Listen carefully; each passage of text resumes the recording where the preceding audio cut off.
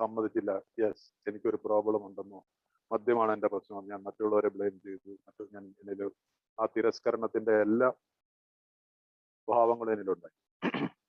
അപ്പൊ ഇവിടെ ആൽക്കഹോളിക്സ് അനോണിമസിലേക്ക് വരുന്നത് ഒരു ദൈവാനുഗ്രഹമാണെന്നുള്ള കാര്യത്തിന് യാതൊരു സംശയമില്ല. ഇപ്പൊ ഈ അർദ്ധരാത്രി സമയത്ത് 10, 15, 20 പേരുണ്ടായിരിക്കും ഈ മീറ്റിംഗിൽ ഇരിക്കുന്ന ആളുകൾ ഒരു ദൈവാനുഗ്രഹം ഉള്ളതുകൊണ്ട് മാത്രമാണ് നമ്മൾ ഈ മീറ്റിംഗിൽ പല ഭാഗങ്ങളിൽ രാജ്യത്തിന്റെ ലോകത്തിന്റെ പല ഭാഗങ്ങളിൽ ഉള്ള ആളുകളാണ് നമ്മൾ ഇതിനകത്തിരിക്കുന്നത്. അപ്പോൾ അതൊരു നിയോഗമാണ്, അതൊരു നിമിത്തമാണ്, അതൊരു അനുഗ്രഹമാണ്.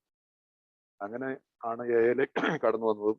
ഞാൻ എൻ്റെ സ്റ്റോറിയൊക്കെ പല പ്രാവശ്യം ഇവിടെ പറഞ്ഞിട്ടുണ്ട്. അപ്പൊ ആ എയിലേക്ക് കടന്നു വന്ന എനിക്ക് ആദ്യമായിട്ട് കിട്ടുന്ന അറിവാണ് ഇതൊരു രോഗമാണെന്നും ഇതിന് യാതൊരു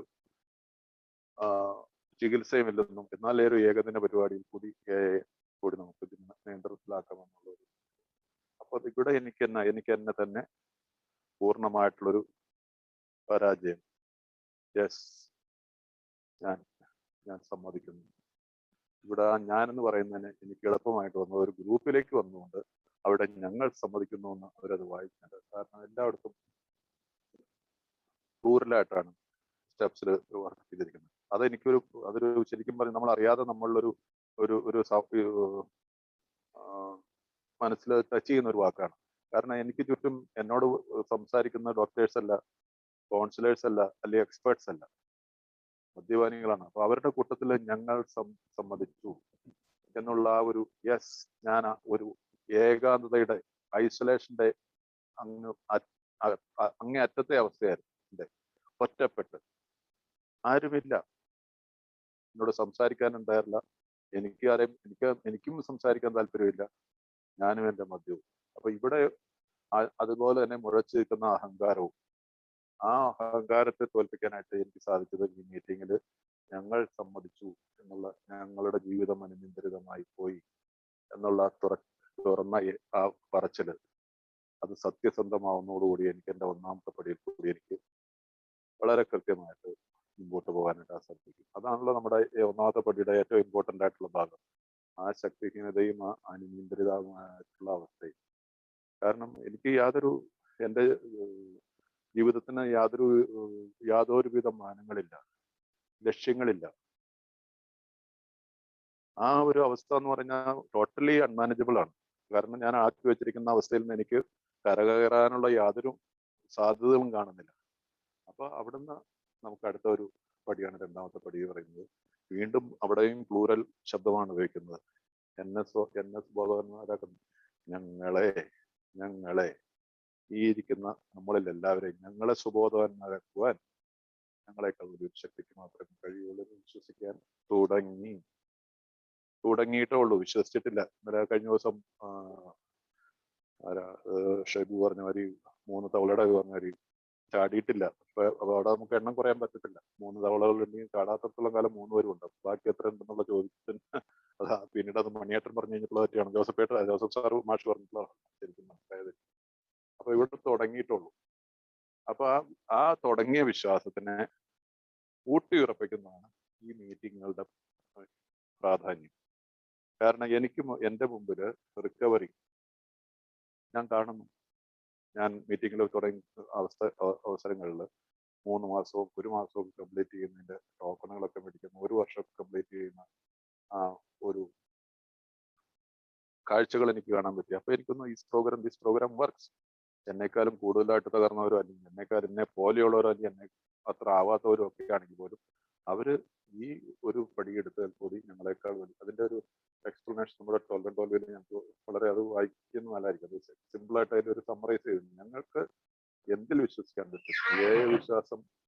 വിശ്വാസം ആവശ്യപ്പെടുന്നില്ല. 12 പടികളും വെറും നിർദ്ദേശങ്ങൾ മാത്രമാണ്. തുറന്ന മനസ്സിന്റെ പ്രാധാന്യം, വിശ്വാസത്തിലേക്കുള്ള വിവിധ മാർഗങ്ങൾ, വലിയ ശക്തിയായി പകരം കാണുന്നത്. ഇത് മലയാളത്തിൽ എനിക്ക് ഇതിനോടങ്ങ് ഉപയോഗിച്ചു കൊണ്ടിട്ടില്ല. ഇതിന്റെ ട്രാൻസ്ലേഷൻ അത്ര ഭംഗിയല്ല. എന്തായാലും ആ ഒരു തലത്തിൽ നിന്ന് എനിക്ക് മാറണം. എന്നിലുള്ള അഹങ്കാരത്തിന്റെ എന്നെ സുബോധവാനാക്കുവാൻ. അപ്പോൾ ഇവിടെ വെച്ച് എനിക്ക് ഒന്നാമത്തെ പടിയിൽ നിന്ന് തന്നെ എനിക്ക് ഇത് പ്രശ്നം കിട്ടുകയാണ്. What is my problem? എന്താണ് എൻ്റെ പ്രോബ്ലം എന്നുള്ളതിന്റെ ഒരു ശരിയായിട്ടുള്ള ഉത്തരം ഒന്നാമത്തെ പടിയുന്നത്. അതിന്റെ പരിഹാരം എന്താണ്? I have to change. എൻ്റെ ചിന്തകൾ, എൻ്റെ പ്രവൃത്തികൾ, എന്നിലുള്ള ഞാൻ എന്നുള്ള ഭാവം, ഇതെല്ലാം മാറ്റണം എനിക്ക്. അതിന് ഒരു ശക്തിക്ക് മാത്രമേ കഴിയുള്ളൂ. ഞാൻ വിശ്വാസിയല്ല. ക്രിസ്ത്യാനിയായിട്ട്, എൻ്റെ അപ്പനമ്മൻ ക്രിസ്ത്യാനിയായിരുന്നു, ഞാൻ ക്രിസ്ത്യാനിയായിട്ട് ജീവിച്ചു. പക്ഷെ ഞാൻ ഒരിക്കലും റിച്വൽസിലായിരുന്നു. No spiritual. സ്പിരിച്വലിലുള്ള റിച്വൽ വേണ്ടിയിട്ട് ഞാൻ പള്ളിയിൽ പോയിരുന്നു.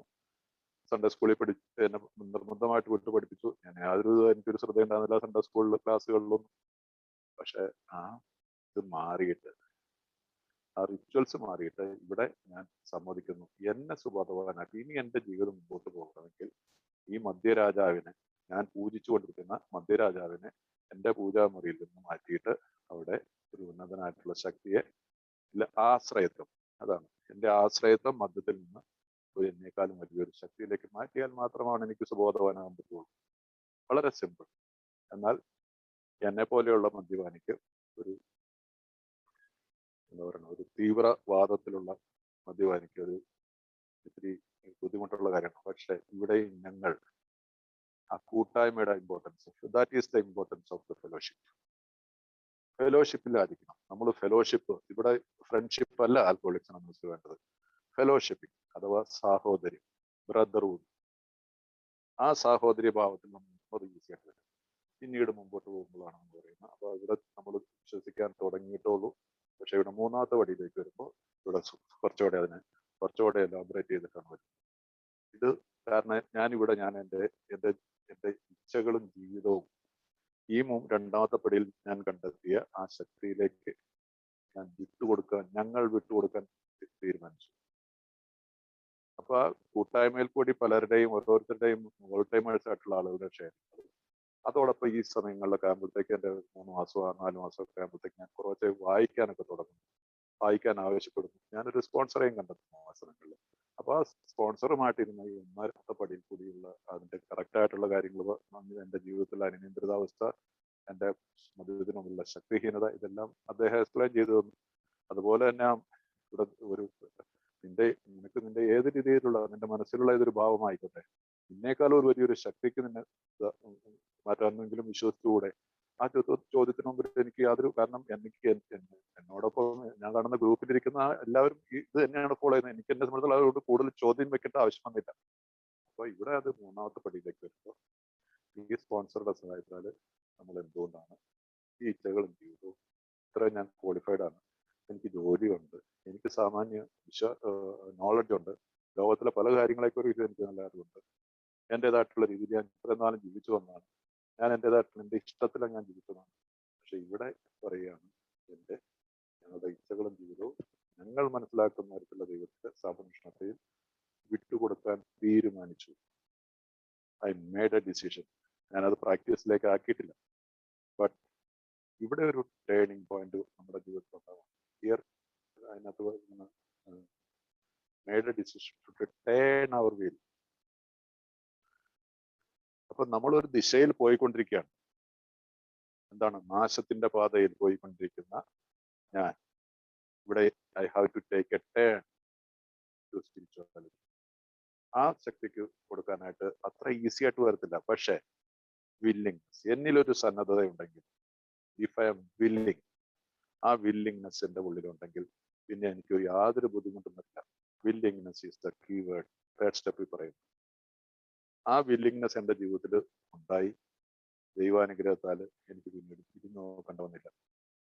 ആ വില്ലിങ്നെസ്സോടുകൂടി ഈ 1, 2, 3 വടികൾ സാധാരണ ഒന്നിച്ച് നമ്മൾ മനസ്സിലാക്കി പോവുകയാണ് നല്ലത്. ആ പോകുമ്പോൾ 1, 2, 3 വടികളെ കുറിച്ച്, കാരണം here always there is A sponsor. നിങ്ങൾക്ക് ഒരു ഫീസ് കൊടുക്കണ്ട. Just A phone call, this fellow is available.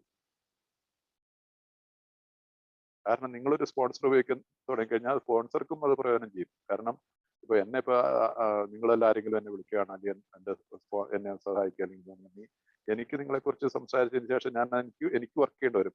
നാളെ ഇപ്പൊ ആൻഡോ എന്നെ വിളിച്ചു കഴിഞ്ഞാൽ എന്തായിരിക്കും? ആൻഡോയ്ക്ക് ഞാനതിന് എൻ്റെ അനുഭവം വെച്ചുകൊണ്ട് ഈ ബിഗ് ബുക്കും കൂടെ ക്രോഡീകരിച്ചുകൊണ്ട് എനിക്ക് സംസാരിക്കണം. വെറുതെ ബ്ലഫ് ചെയ്തിട്ട് സംസാരിച്ച ഒരു സ്പോൺസർ സംസാരിക്കുന്നത് ഒരിക്കലും വർക്ക് ചെയ്യത്തില്ല. 10 ദിവസം കഴിയുമ്പോൾ ആൾക്ക് മനസ്സിലായി ഇയാൾക്ക് ഒരു മണ്ണം കെട്ടരുതില്ല, ഇയാൾ നമ്മുടെ കൂടെ പറയാ. അത് പാടില്ല. സത്യസന്ധതയാണ് ഇതിനകത്ത് ആവശ്യമുള്ളത്. അപ്പൊ ആ സത്യസന്ധമായിട്ടാണെങ്കിൽ എനിക്ക് പഴമക്കാരനായിക്കോട്ടെ പുതുമക്കാരനായിക്കോട്ടെ രണ്ടുപേരിലും ഈ സത്യസന്ധത ഉണ്ടെങ്കിലാണ് ഈ മൂന്നാമത്തെ പടിയുടെ ആ ഒരു പൂർണ്ണ രൂപത്തിലേക്ക് വരുന്നത്. ആ പൂർണ്ണ രൂപം അപ്പൊ നമ്മുടെ ആശ്രയത്വം ഇവിടെയാണ് ഈ ഞങ്ങളുടെ ഇച്ഛകളും ജീവിതവും. എൻ്റെ ഇച്ഛകളും ജീവിതവും ഞാൻ ഒരു കാലം ഒരു വർഷങ്ങളോളം ഞാൻ ചെയ്തിരുന്നത് മദ്യത്തിലേക്കാണ് ഞാൻ കൊടുത്തിരുന്നത്. എൻ്റെ ആശ്രയത്വം, എൻ്റെ ഇഷ്ടങ്ങൾ രണ്ടെണ്ണം അടിച്ചു കഴിഞ്ഞിട്ടുള്ള കാര്യങ്ങളുള്ളൂ. എന്ത് കാര്യത്തിനും, എന്ത് പ്രശ്നത്തിനും, എത്ര സന്തോഷത്തിനും, എത്ര സങ്കടത്തിനും ആശ്രയത്വം മദ്യത്തിലേക്ക്. ആ ആശ്രയത്വത്തെ ഞാൻ എടുത്തു മാറ്റിക്കൊണ്ട് എൻ്റെ ജീവിതം ഒരു ശക്തിയിലേക്ക് വിട്ടുകൊടുക്കാൻ ഞാൻ ഇവിടെ തീരുമാനിക്കുന്നു, ഞങ്ങൾ തീരുമാനിക്കുന്നു. അതിനുശേഷമാണ് പിന്നീടാണ് നമ്മൾ പറയുന്ന ആക്ഷൻ സ്റ്റെപ്പ് ആയിട്ടുള്ള നാലാമത്തെ പടി. ഏറ്റവും ഇമ്പോർട്ടൻ്റ് ആയിട്ടുള്ള പടികളാണ് 4-5 പടികൾ. ഞാൻ അതിനെക്കുറിച്ച് ഒന്നിച്ച് സംസാരിച്ചത് ഞാൻ നിർത്താം. അപ്പൊ ഈ പിന്നീടാണ് നമ്മളോട് പറയുന്നത് yes, what is the solution, now you got your problem. നിനക്ക് എന്താണ് നിന്റെ ചോദ്യം എന്നുള്ള ഇത് കിട്ടി. മുമ്പ് എൻ്റെ മുമ്പിൽ മുൻകാലങ്ങളിൽ എന്താണ് ഒരു അധ്യാപകൻ വന്നിട്ട് ഒരു ബ്ലാക്ക് ബോർഡിൽ ആ 10ന്റെ അടിയിൽ ഒരു 6 എഴുതി, എന്നിട്ട് അതിന്റെ അടിയിൽ ഒരു വര വരച്ചിട്ട് ഉത്തരം എഴുതാൻ പിള്ളേരോട് പറഞ്ഞു കഴിഞ്ഞാൽ ആർക്കും ഉത്തരം എഴുതാൻ പറ്റത്തില്ല. എന്താണ് 10 മൈനസ് ചെയ്യാനോ പ്ലസ് ചെയ്യാനാണോ ഗുണിക്കുകയാണോ ചെയ്യേണ്ടത് ഹരിക്കുകയാണോ ചെയ്യേണ്ടത് എന്നുള്ള ഒരു ചിഹ്നം വേണം.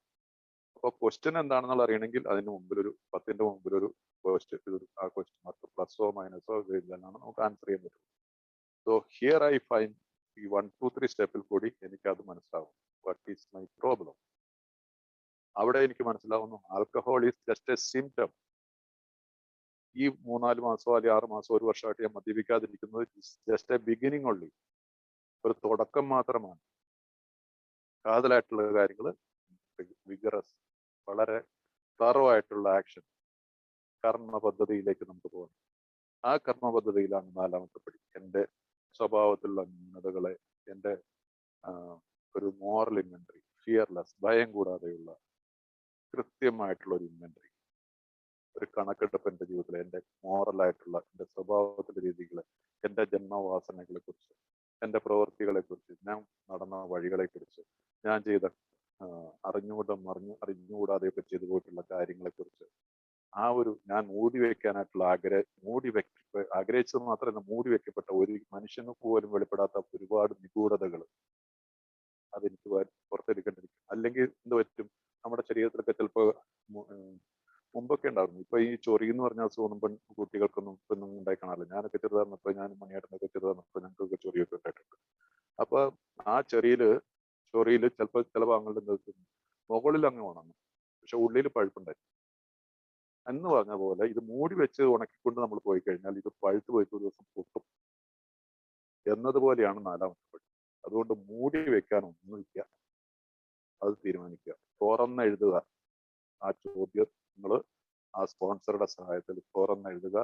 അതിനുശേഷം 5ാമത്തെ പടി ഉടനെ തന്നെ നടന്നോളും. 4ാമത്തെ, കാരണം ഇവിടെ here you are stepping towards a spiritual way of life.